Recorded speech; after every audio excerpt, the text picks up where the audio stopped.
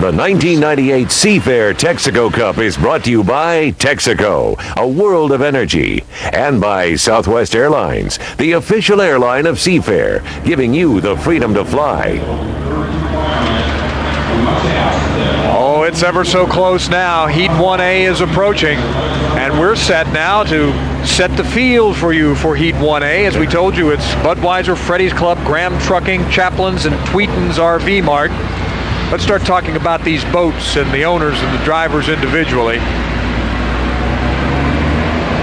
We're going to give you a look first off at the Budweiser. This, of course, Scott, is the team to beat and has been all season long, and but for getting washed down a week ago, the Budweiser probably would have won in Kelowna too. Well, and actually that's what's setting the stage for us to have an exciting race to view and to talk about. They're not infallible. They have, 5 to 10 times the budget of all the other boats here, but they also have the human element. And if they can get into Dave Villwalk's mind through the day, somebody else could win. Mike?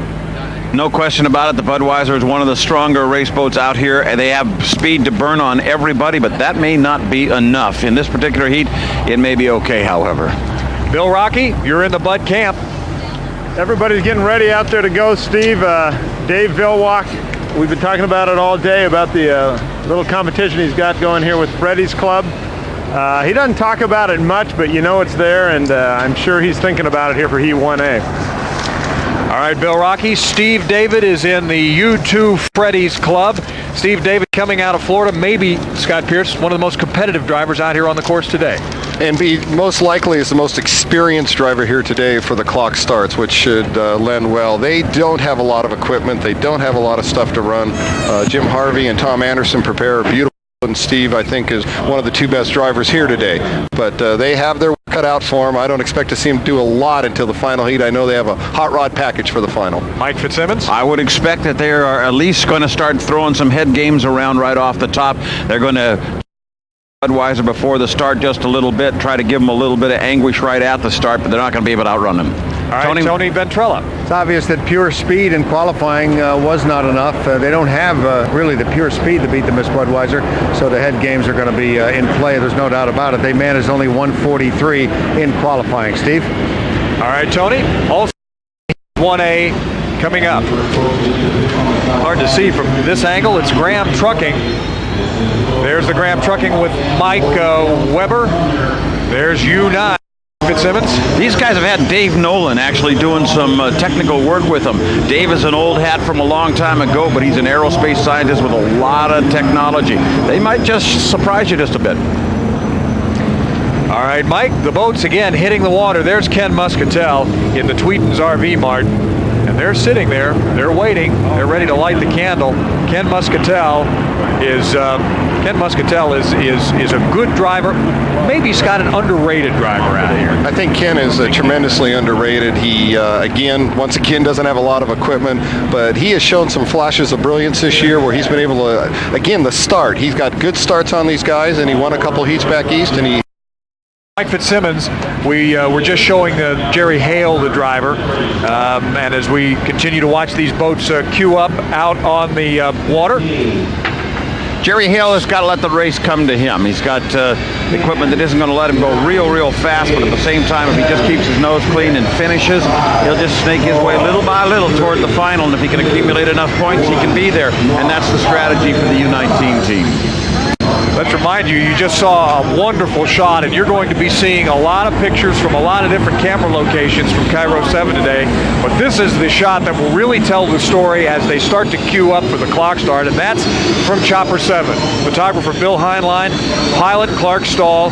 They'll be getting you the bird's eye view of the dicing going on and the mind games going on as these guys get set to go racing. And it is mind games, isn't it, Scotty? Yes, actually, Steve, the 90 seconds prior to the start of the race is probably even more important than the 3 laps of the race itself, because that is where your position is going to be set. If you get left behind to the starting line, you have no hope in 3 laps to catch anybody. Freddy's Casino, Molson just a week ago, Bernie Little. Why, that's another beer wagon, I believe. You're looking at the clock in the upper left-hand corner of your screen. We're coming up on 4 minutes exactly to when that clock at the start-finish line hits 0. And the idea is to hit the start line when the clock hits 0. at 170 miles an hour. That's easy to do, isn't it, Mike? Well, not easy for all guys to do, but it may be easy for one or two of them. We have a little disparity in this heat. There's no question about it. Dave Villwock and Steve David probably are the class of this fleet, but the guy you want to watch is the guy that was mentioned just a minute ago by Scott, and that's Ken Muscatel. He's been flying the right spots from the race boat just a little bit. He's got a new rudder. He's got a prop he really likes, and the guy has come to drive aggressively, and I can tell you that all season long he has done that until he has expired everything in the truck. He has shown us a lot more than we've ever seen from him, and I think he wants to be impressive today. So I think watch this guy. He could be a spoiler in the 14 boat in the Tweetins RV Mart. He has done a great job thus far this year. He is limited on equipment, but he's a go or blow it all up and go try it again next week type of a driver, and I think you might just be surprised what Ken Muscatel can do on Lake Washington. Scott, we talked a little earlier before the broadcast today, and you were saying that if you wanted to really stay out of trouble and you had a boat like the Budweiser with Dave Villwock, you might actually just say, get way outside, get away from everybody instead of trying to get in there in the heart of things. I would be doing exactly the opposite of what he's doing right now, which is he's driving around on the inside of the racetrack, knowing I had so much more boat. I won the race here in 91, actually, in the Budweiser boat from lane 6. It can be done, and he has the horses to do it, and I would just stay away from people, not allow myself to get fouled up. But he's cutting through the infield early.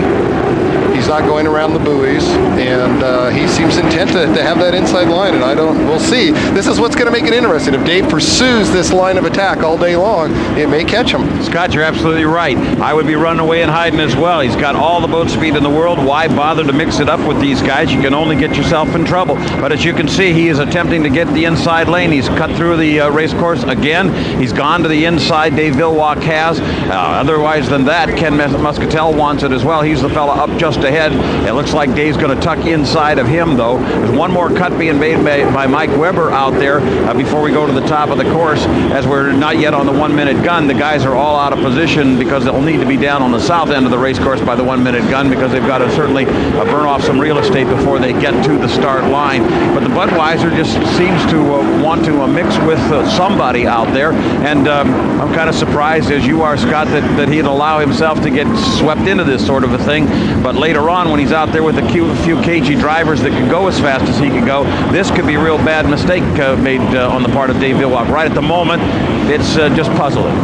Well, this is what he did last week. I mean, he's coming in, he's late, and he's swinging to the outside, which is exactly what he should do. It looks like the Bob Fendler Easter Seals Chaplin's boat is going dead in the corner as we speak. Where you can see some of the dicing from Chopper 7 and some of the traffic that gets out there. There's absolutely no rule that says you can't do some of those things. The ordinary rules of the water apply, except for once the race is underway. And then, of course, we have our racing rules. We do have dead in the water down in the south turn. That boat, the U-19, and that is, of course, the Bellevue Volkswagen presents Easter Seals with Jerry Hale. That's going to be a problem. Now he's got himself restarted, so it looks like he may clear out of that area. Meanwhile, everybody's up in the north turn, and they're moving through their paces very slowly. I don't see why they get up there so early, Scott, because it's always too soon. It's way too soon, and that's why the Easter Seals boat went down in the turn, is because he was going so slow. He put the fire out in the motor. These guys are awful early up here. As I recall, when I ran the clock starts here, we got about an 8 to 9 second run from this exit pin. So they're in pretty good shape right now. This ought to be a pretty good start. Lane 1, Muscatel. Lane number 2, it'll be Weber. Lane number 3, Steve David. The 4 lane on the outside, it'll be the Miss Budweiser. They come to the line, ticking it down. Looks like a legal start. And Steve David from the 3 lane leads across the line going into turn number 1 for the first time. Miss Budweiser is back just a little bit and on the outside, but again, the Budweiser has plenty of boat speed. It looks like Steve David's allowing the course to settle out just a little bit. He's staying out in as clean a water as possible, breaking loose on top. It's Mike Weber, and Weber is moving ahead in the Graham Trucking for the moment. Second place, Ken Muscatel on the inside in the Tweetins RV Mart, but also tucked right up inside there is the Freddy's Club as they come up the Budweiser outside on the Rooster Tails, letting everybody kind of just straighten out just a bit before he gets his nose in it.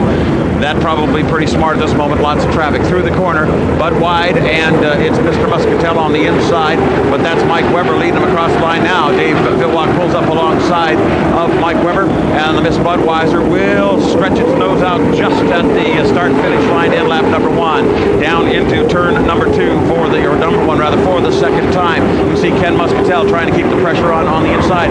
Surprisingly, Steve David lagging way back in the Freddy's Club. Surprised to see him back that far at this point, but out front. But it looks like we're going to lose the U19. It appears it's going back to the pit area, having not completed a full lap. Miss Budweiser out front on the straightaway now. We are on lap number 2, and the Miss Budweiser with Dave Villwock has stretched it out. Second place, Graham Trucking with Mike Weber. Third place, the U14, Tveton's RV Mart with Ken Muscatel. In fourth place, it is Stephen David in the Freddy's Club. Budweiser completely in control of this situation at the moment. Dave Villwock played it real smart in this, Mike. He laid back. He was on the outside. He let them do whatever they wanted to do, and he knew he had enough boat to drive around him, and that's what he's done. He's getting a lot of air underneath that race boat also. We saw him jump off some of those rollers. He launched up and picked up kind of a bit of air there at the start-finish line, and had to ride the canards just a little bit. Mike Weber doing a fine job, however, in second place, and in third place it is, of course, Ken Muscatel holding it down. Steve David does not seem to have the boat speed to catch any of those guys, and that's just a bit of a surprise. Half a lap to go for the Miss Budweiser as she heads up into turn number 2 for the last time. Up on the north side, the bridge turn, the turn where the famous flying starts used to take place underneath the high-rise, the west high-rise of the Lake Washington floating bridge. In years past here on Lake Washington, Miss Budweiser arcs out of the corner in about 1.5 lane, and the checkered flag will fly for Dave Villwock in Miss Budweiser. Not really a surprise finish there. He didn't keep his nose clean, although it appeared as though he was going to mix it up just a little bit. Second place, who's it going to be? It's going to be Mike Weber, and a very, very nice job, too, I might add, as Mike Weber takes the Graham Trucking across the line. Ken Muscatel, very healthy in the Tveton's RV Mart, third place across the line, and Steve David comes across in fourth place in the Freddy's Club. We lost, as I mentioned, the U19. Unfortunately, the Chaplin's Bellevue Volkswagen presents Easter Seals went back with Jerry Hale to the pits after completing less than a full lap. Let's go down to Bill Rocky, who's in the pits, the Budweiser camp, winning Heat 1A. And I'm with a very happy owner, Bernie Little. Bernie, so far, great race for Dave there. He wins 1A. Yeah, he sure did. He didn't do it the way Pam and I, his wife, wanted him to. He gets clear out on that outside. That's double work. You got to have 10 mile an hour more out there. And we were just kind of hoping he'd fall in lane 2 or 3. But the day's starting just young, and we'll see what happens down the road. So you want him a little closer in there? Yeah, you know, there's no use of him. He don't have to run that hard, you know. But he knows he's got the speed, and he knows that he can do it. But I just hate to have to see him run that hard. Okay, Bernie, thanks a lot. He's obviously happy. He's got 1 win in the bank so far. Steve, back to you. Well, it sounds like, though, Bill, that he wants to have a chat. And Scott Pierce, I'll put this to you because you've worked for Bernie a couple times. Sounds like he'd like to have a little chat with his driver when Dave Villwock gets out of the boat.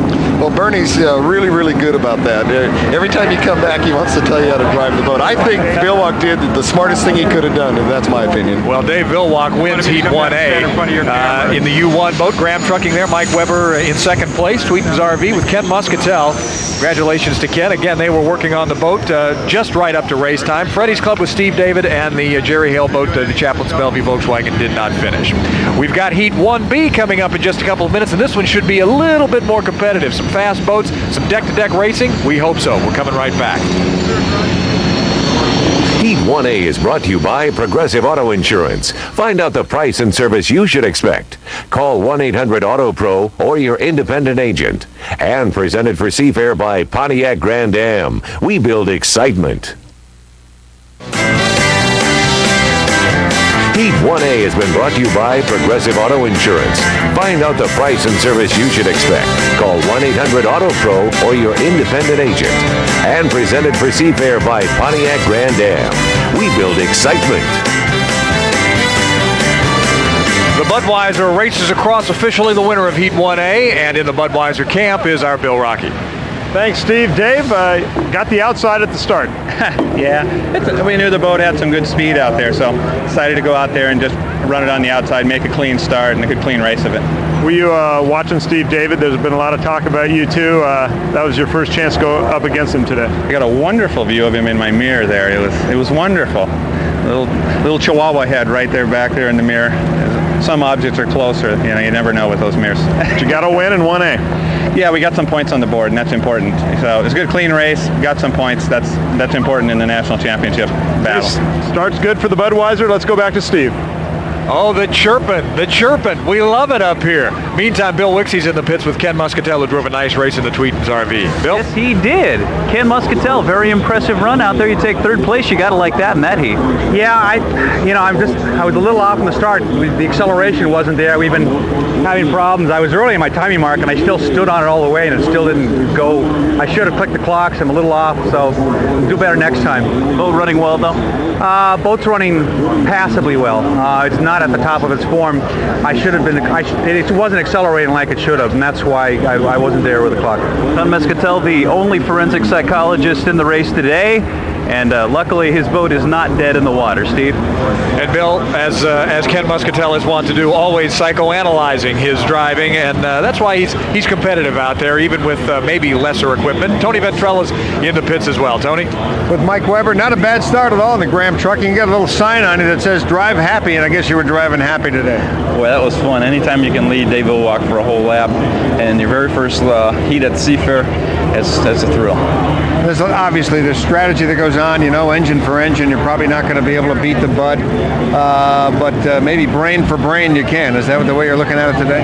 But, we know that we're giving up to them equipment-wise and horsepower-wise and propeller-wise, so we've got to do whatever we can to put ourselves in the best position, and if that allows us to take them on, we will. And, we ran with them for a lap there, and if Dave gets in traffic, he's going to be in trouble, and come later in the afternoon, there's going to be traffic. All right, well, you're right.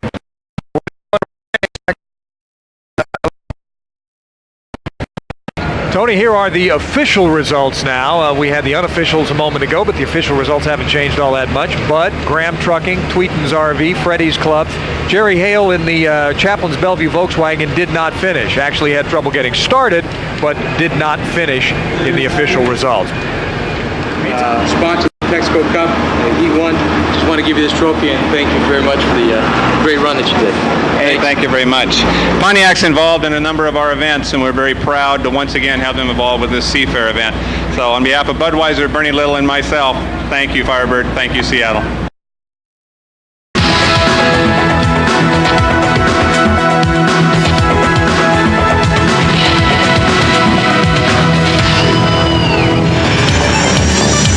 June 28th, the 1998 hydro season began in Evansville, Indiana, with muddy waters and the return of the determined Dave Villwalk. My job is to run it as fast as it possibly can and bring back what's left. Miss Budweiser and Villwalk proved that they had plenty left, pulling away from Arc Construction to win the Thunder on the Ohio. Villwalk's successful return gave notice that Miss Budweiser is definitely the team to beat. A boat that had some problems here in Heat 1A is the Easter Seals boat. Our Bill Wixie is with the pilot, Jerry Hale. Yeah, driver Jerry Hale, you got to be disappointed with the fact that the boat went dead in the water. No doubt about it. We just had a word with the driver's rep here, and a word came down from the officials that when U9 swung on to the front stretch here on the score up, he did not have lane 1, and I was coming up from behind, and he wet me down. And so what will be the situation from here on? Well, he was fined $100 as I understand, but that doesn't do us much good. No. Will we see this boat back in the water later today? You bet. All right. Thank you, Jerry Hale. Back to you, Steve. All right, Bill, we've got Heat 1B coming up in just a couple of minutes. The drivers are getting set, last minute adjustments being made, and we'll be back out on the water when we come back.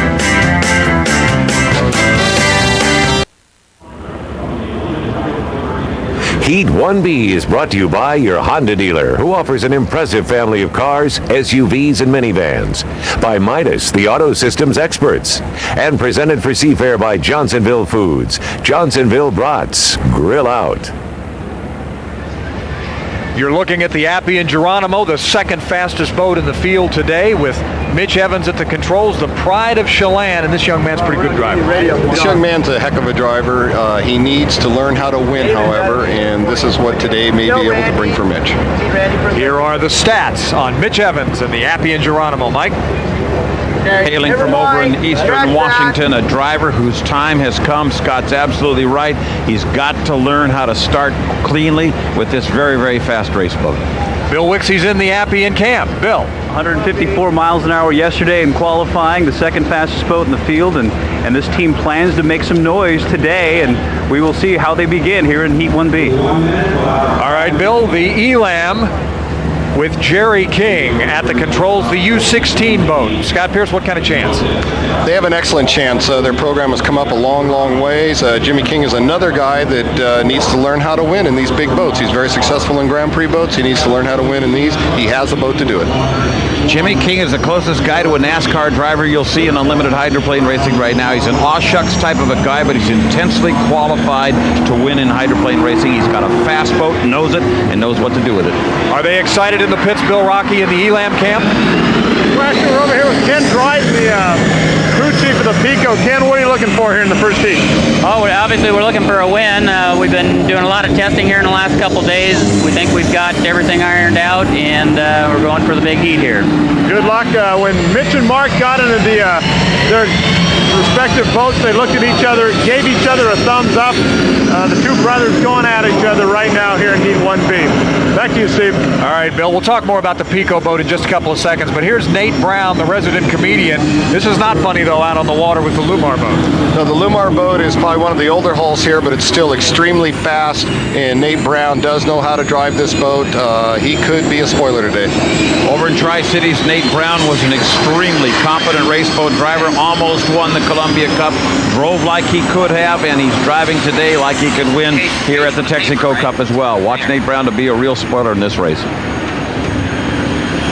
The Lumar camp sort of takes on the personality of Nate Brown, too. There's a quiet confidence here. They ran on 148 for qualifying, didn't run that fast this morning, but they just told me they're saving something for the big time. Well, the big time is about to happen. Steve, back to you. Oh, it is. Anytime they're racing, it's big time. And here is one of the boats. Well, we think that this boat really had something to hide this morning because they look like they had a lot of speed this morning, Scott. I think they do. You know, they've struggled real hard on their fuel controls, but Mark Evans is the best driver here. Don't pay any attention to that 145 mile an hour speed that he posted in qualifying. They got a couple of bullets that they aren't talking about. They got an ace under the table. Don't take any cards from these guys today. Again, here are the boats for Heat 1B. The Appian Geronimo, the Elam Plus, Lumar, and the Pico. And we're just coming up on 3.5 minutes to go. Let's watch how these boats, who all tend to run a little closer together than the Budweiser did in Heat 1A, let's see how they work the clock start, Scott.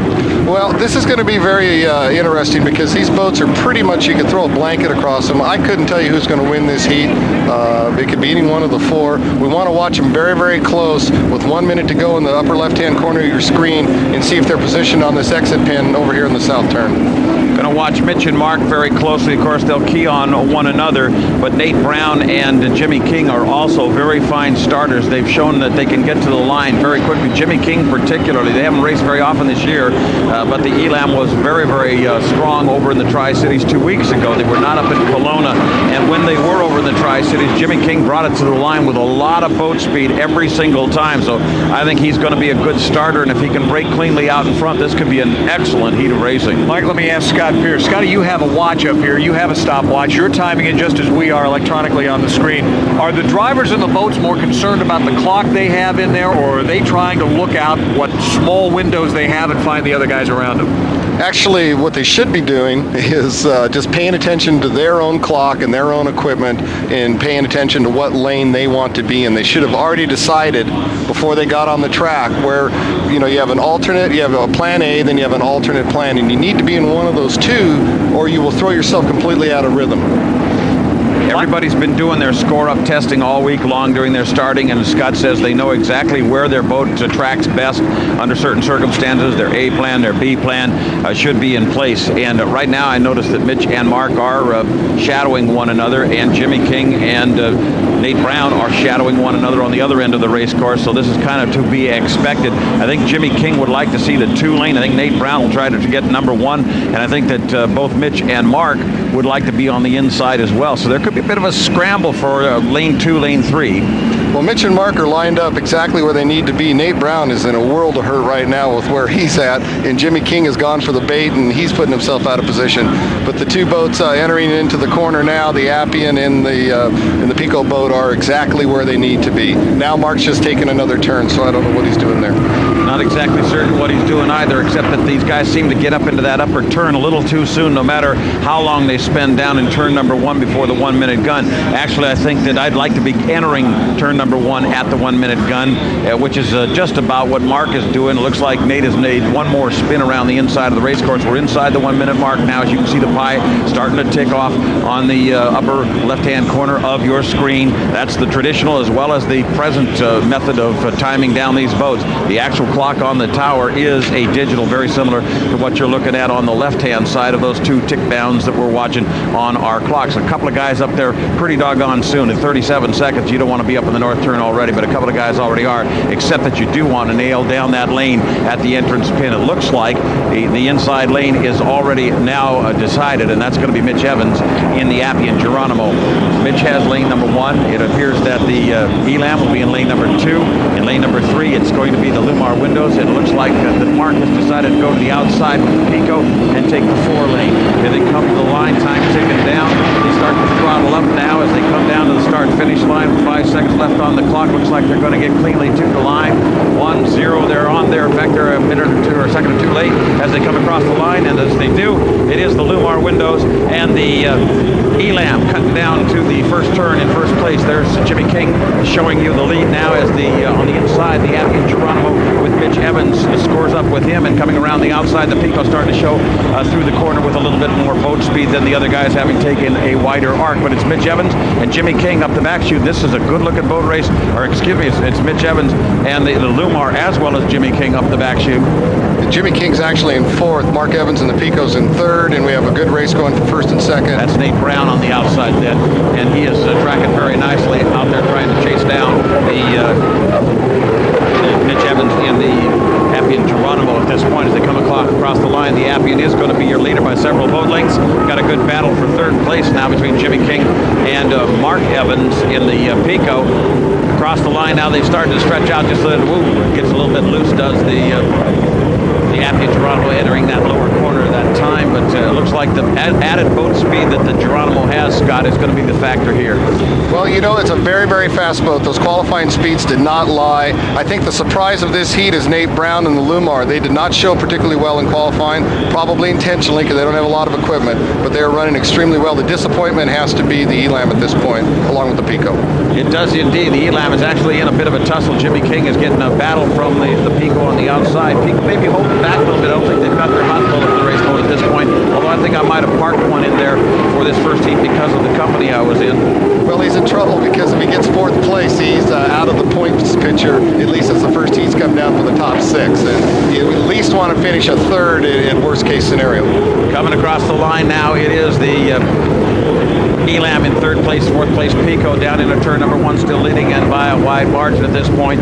It's the Appian Geronimo with Mitch Evans at the wheel. He's handling things very nicely, staying out in the clean water. And of course, Nate Brown trailing him but not pushing. As you can see, there's a rooster tail and a quarter separating those two boats at the present time. Jimmy King on the inside, however, is trying to reel in, if he can, the Lumar Windows at this point, and he's starting to make it a little bit of a tighter race there as he moves into the upper corner and keeps the hammer down a little bit longer on that Elam boat. As he does so, see if he can perhaps catch up to Nate Brown. He's getting a very good corner this time as he comes off the corner. He's made up some real estate there at this point. Across the line, and now for the checkered flag, it is the Appian Geronimo. It is going to be Nate Brown in the Lumar Windows 2nd, and the Elam 3rd, as long as the Elam can stay ahead of the Pico. It does so, and Pico comes across in fourth place. Kind of a disappointing run, I think, for Mark Evans, as I would have anticipated he'd want to have been up on top a little bit. Got to pretty much concern ourselves with the possibility they don't have the speed in the Pico. Let's go down to Bill Wixie. Standing by with Randy Lemon inside the Appian Geronimo camp. You got to be happy with that performance. Yeah, that boat worked out real well. Everything seems to look real good, so That's pretty good. Right here we have all the diagnostics during the race. Later on we're going to check out the entire program that they have, but here in the truck you're able to monitor everything that Mitch is seeing inside the boat. That's pretty interesting. Yeah, we actually see more here than they see in the boat. We monitor things like where he's pushed on the wings and when he's pushed on the throttle, stuff like that. We'll check that out during the race later on today. Tony? Crew Chief Larry Franson, not a bad run. You guys held second and both got a little jumpy out there, doesn't it? It's getting a little rough. They start bouncing off that log boom, and things get a little crazy. Nate, he's in control, though. He knows what he's doing. This heat we thought was going to be a little close to the Pico. Didn't do what it was expected to do. What did you want to do in this heat? Did you do what you wanted to do? We did exactly what we wanted to do. We wanted to go out and see what we had, see how we stack up to the other boats. We wanted to make sure we got enough points so that we don't put pressure on ourselves to get into the final. That's all we care about, is getting in the final. Larry, the start of a good day, we hope. Thank you, sir. All right.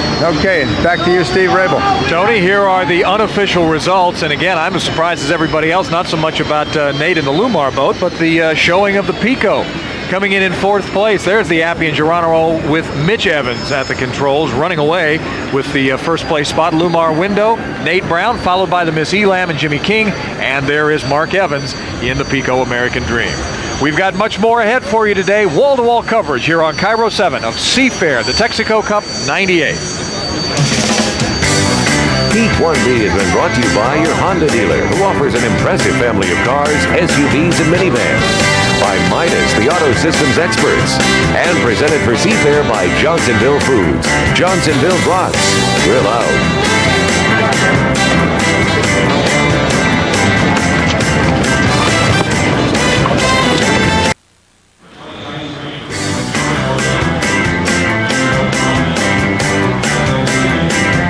Here's your winner for Heat 1B, and now it is official. That's the Appy and Geronimo hugging the water, skimming along, pretty good speeds.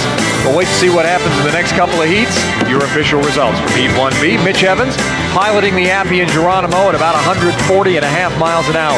The Lumar window film with Nate Brown. The U8 boat was second. Miss Elam plus Jimmy King, a nice race for third. And the Pico American Dream is going to be some work in the Pico camp. Mark Evans and company down there. Meantime, Bill Wixie has Mitch Evans. Mitch, how's the Appian running?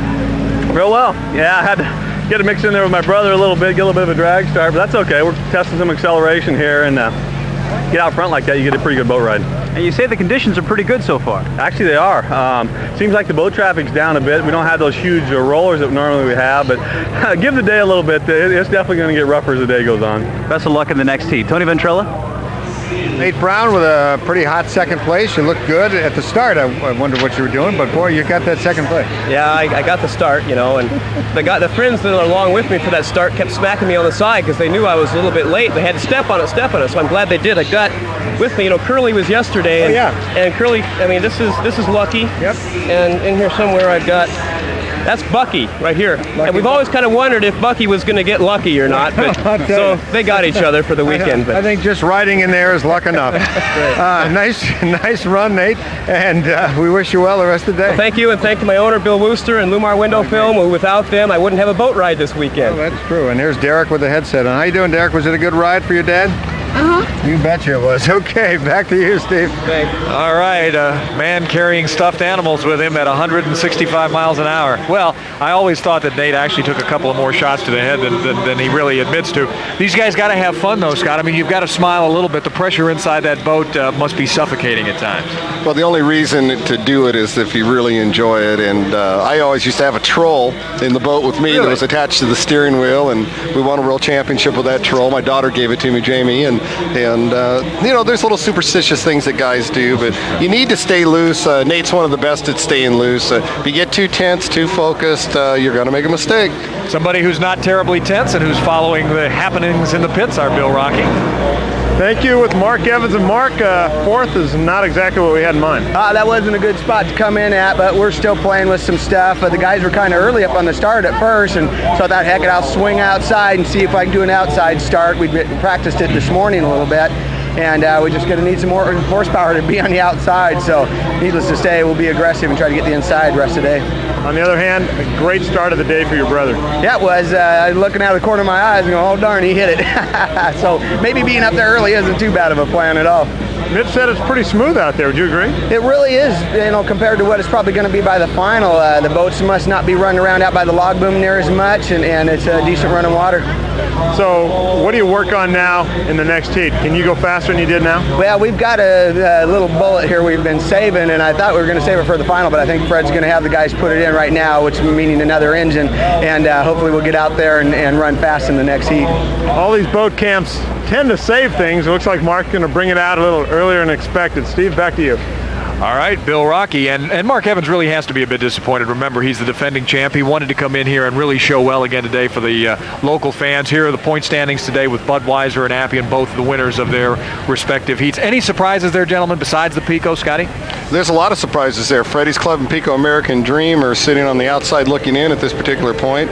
Everything else, Ken Muscatel in the Tweeton Mart, RV Mart, is a pleasant surprise. And I think probably the biggest story so far is the U9 and Graham Trucking. It's an underfunded team. Mike and Lori Jones do a great job of fielding the boat, and they're sitting there in the 5th place in points. They got to be real pleased with that. We often talk to the drivers, but the guys who really make the boats go are the crews and the crew chiefs, and our Bill Wixie is with one of the best. Bill?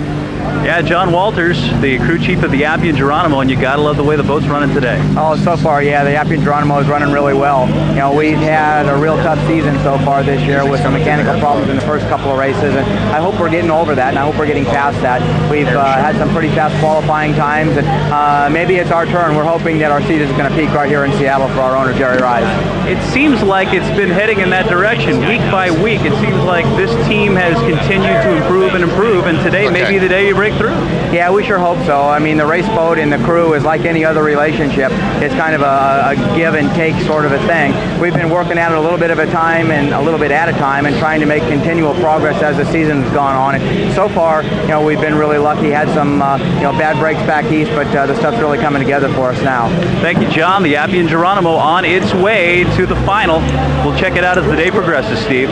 All right, Bill. And John Walters was mentioning the owner, Jerry Rise, and he's not down in the camp. He's actually out enjoying himself on the log boom. What a way to go. Yeah. Brian Wood has him. He knows where the party is. Too much work in the pits. He's out here on his yacht, the Chardonnay. Jerry Rise, how do you feel? Well, that was fantastic. I mean, we've been the second fastest boat, and then this weekend we're the fastest boat, and sort of a minor infraction of the rules put us behind the Budweiser as second fastest. But watching Mitch out there run that fast, that boat's good, and we'll do okay. You're not just watching; you're actually talking to him.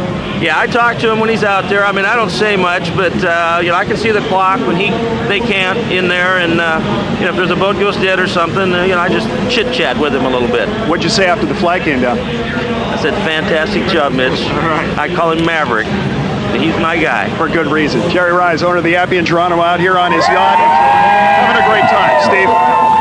Brian, hold me a seat. I'll be out there in just a couple of minutes. Looks like that's where the fun is. Meantime, the presentation stage is where the fun is for Mitch Evans. My name is Ron Woodrow with Johnsonville Theater, and on behalf of Johnsonville Safeway, E1, Planet of America, represents the winner of Texaco Cup E1B to Mitch Evans and the crew of the Appian Geronimo. All right. This is really great. On behalf of my team and everybody else, we'd like to thank all the sponsors of this event. Without these people, we definitely wouldn't be here. So thank you very much. Mitch Evans getting the congratulations of the gathered fans. Meantime, boat crews will have a chance to tweak. We'll have a chance to tweak their boats. We've got air show coming up in a moment. What's it like to be inside a hydroplane at 150, 160 miles an hour right along? That's exactly what it looks like. Nate Brown at the controls. You hear the jets overhead. Meantime, what a rocky ride that is, but a fun ride nonetheless. More boat racing and the air show too. Stay tuned.